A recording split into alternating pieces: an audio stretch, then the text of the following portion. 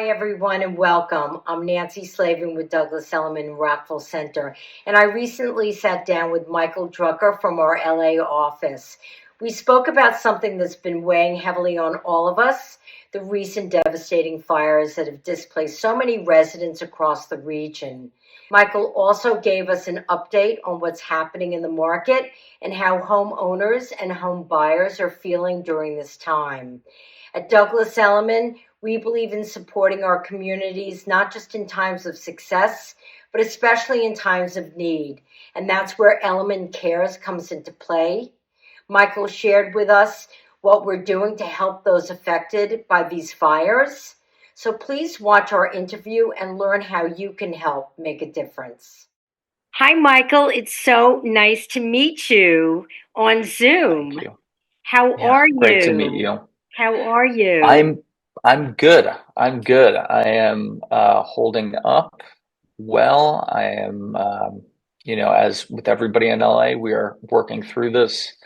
And I personally was not affected by the fires with where I live, but I think ultimately everybody in Los Angeles is somehow affected by this. So I'm Yeah. excited to speak with you. Yeah, well, thank you for taking the time. I know that while the fires and all of this has been now a couple of, I guess it's a couple of, how long has it been now? It's been about 6 weeks, 6 weeks. roughly. So it's Yeah. not as much a focus on the news, but it's great to be able to speak to someone, boots on the ground, to tell us, what's happened since and how is the Sure. recovery going. And certainly, though you're not affected, you're affected because your community is affected. So how's it Totally. how's it going since the aftermath? It is it is going. I mean, that's the easiest way to put it. It is a constantly developing and evolving um, situation. I think that, people are obviously back to work, um, but there are plenty of people, and we'll talk about this. Obviously, there's plenty of people that still don't have housing. um, the city, the state, federally. There's so much, so many people involved, and I just think on a local level, it's a lot of people, the communities come together in many ways, Right, and so we're seeing that in many different efforts. right, right. And you know, being a real estate professional in the area, what are you finding people are looking for in terms of advice? What are you finding the greatest need for you amongst Sure. friends, colleagues, and others? Yeah, I mean, the biggest need right now is housing. Um, you know, we're luxury agents at Elliman, so we're typically dealing with, people that are have some type of means. That's obviously a big range in the luxury field, but there's a lot of people that don't have the means that a lot of our clients have, and those people are obviously suffering a bit more when it comes to the housing,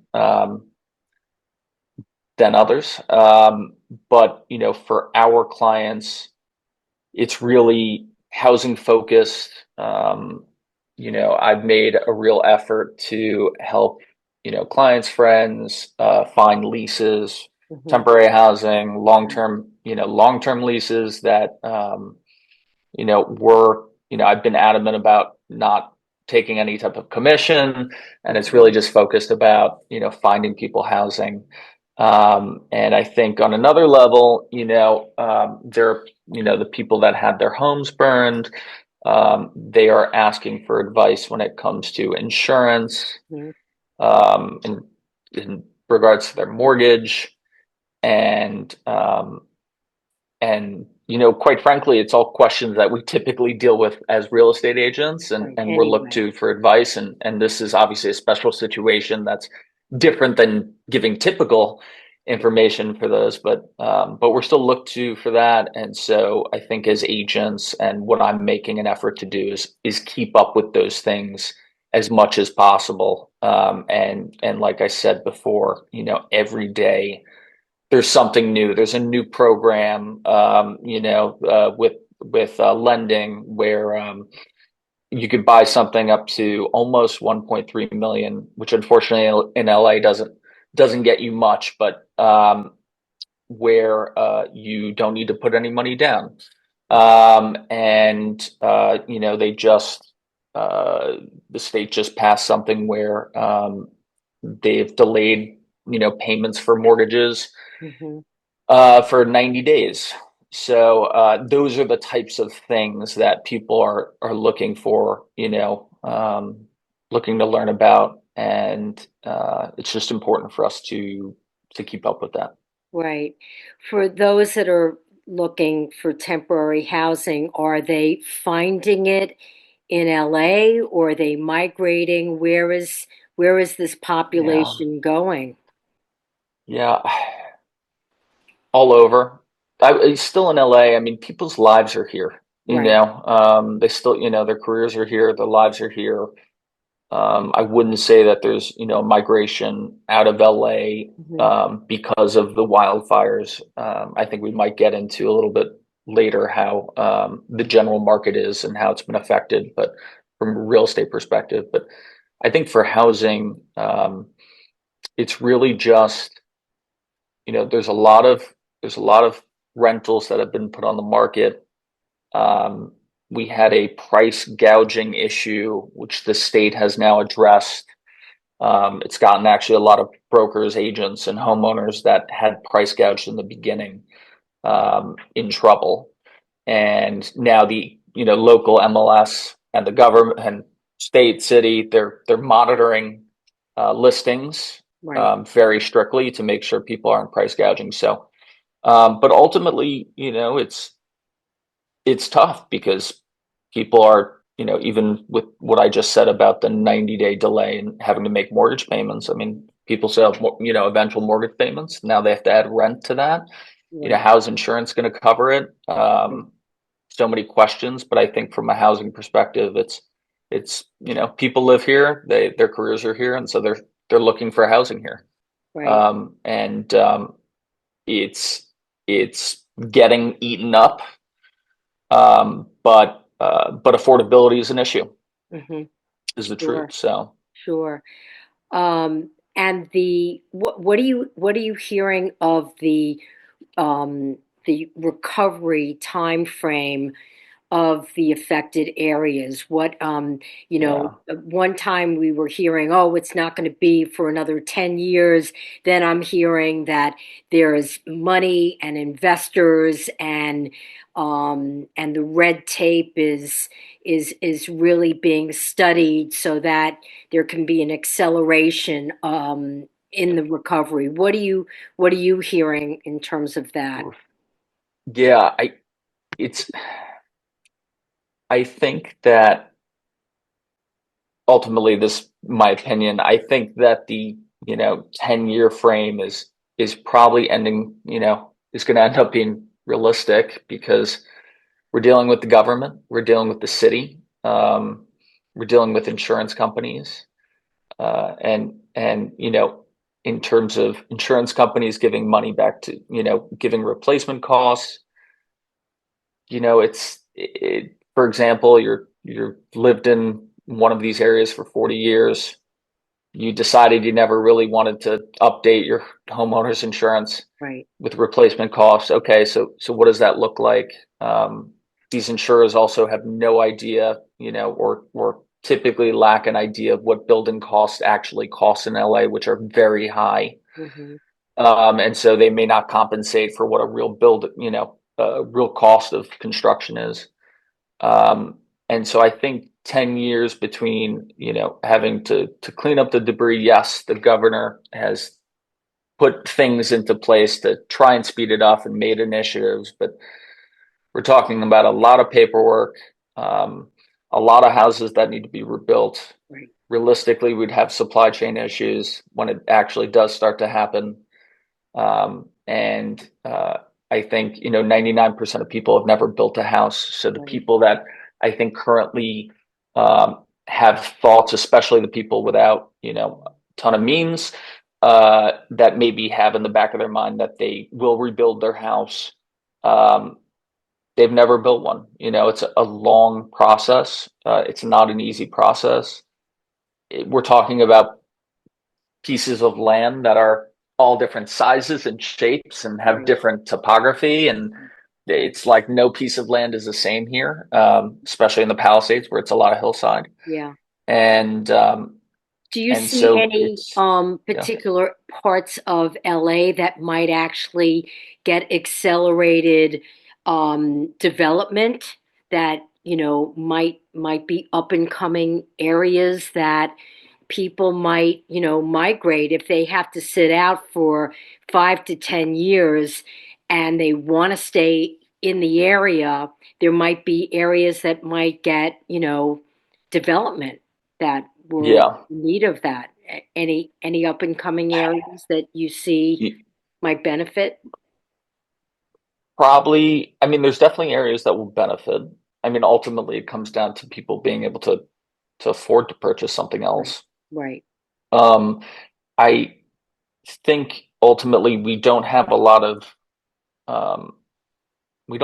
of land here um, that is underdeveloped. That's close enough to LA. Right. There's obviously land as you go further east, further north, Sure. but it's not close to LA. And if Yeah. you're still working here, your family's still here, you're going to want to be Right. close. I think that you know purchases and people actually buying homes for the majority of people is going to be an issue. Right. And I think that, like I said before, I think people that have lived in their homes for 40 years, they've never built something. Maybe right now they're temporarily living with family. Right. Maybe that becomes a long-term solution for them. The older people may be living on Social Security and don't really have the means to run something. Right. And so they're living with family now. I think a lot of those people eventually find out that they're going to end up selling their lots essentially, Right. and Right. kind of moving on with life. And I think it's really based on the fact that it's going to take a long time and Right. it's going to be a difficult process. Right.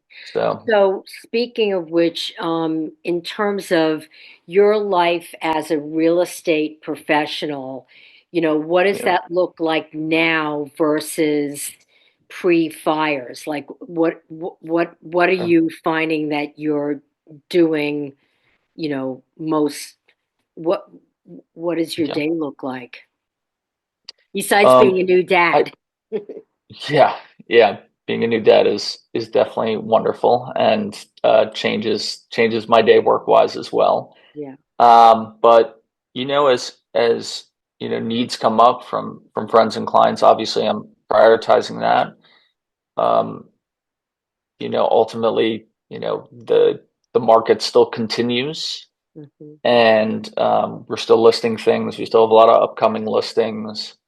And so, honestly, it's kind of um, other than the efforts to help out the people affected by the wildfires, Hmm. I would say that it's gone back to, you know, um, I don't know if I'd say normal, but at least, Right. doing the things we did responsibility wise as agents, Right. before. Right. Right. So, Before we close, what I'd like to also find out from you is, Elliman has done a massive national campaign, Elliman Cares, raising money. What is your insight into those efforts and who are the beneficiaries? What do you see in terms of um, those efforts and what sure. we're doing there. Yeah, I'm glad you asked that. Elliman Cares has always been around, so it's not like a new initiative, now Right, that the right, wildfires happened. Obviously, because the wildfires happened, Elliman Cares has definitely shifted a lot of resources to focusing on that. right, But it's a terrific part of the company, and it's always played a role within the company. In regards to the wildfires, I know that they've made a partnership and they're matching donations right, for the American Red Cross, right. which they've been promoting. They've been also they're doing donations for the LA Fire Department. Mm-hmm. They are working with Project Angel Food, which is providing meals to people. Right. So a lot of different things. Intra office, they're essentially like Fundraising. asking for Yeah. Hmm. donations and raising money for agents Right, that were affected, right, which is important. And on a personal level, and I hope more agents do this. I am throwing an event for a new development project, which originally was supposed to happen the week of the fires. Of course, hmm, wasn't going to do that. It was obviously in bad taste right, to even think about doing that. But right, we've rescheduled it for this week, and because of the fires, it's actually kind of less become about launching a new development, right. and we've kind of shifted it to becoming more of a community neighborhood appreciation event. And we're doing a silent auction, obviously all proceeds going to one of the reputable organizations. And so I hope that agents can also play a role in using, what we do to obviously raise money, which and make donations. Ultimately, that is, what people need right now. Yeah. Well, I'm definitely going to post about it, and Yeah, I that'd be great. really appreciate your time with me. I have a large following that is very interested in what's going on across the country. Um, our hearts and minds are with all of you. And I hope that, we stay in touch and you can give us Absolutely. a positive update on some things that you're Yeah. doing and things that are developing in your neck of the woods. So thank you for your time, and we will be in touch. Thank you so much, Nancy. Okay, take care.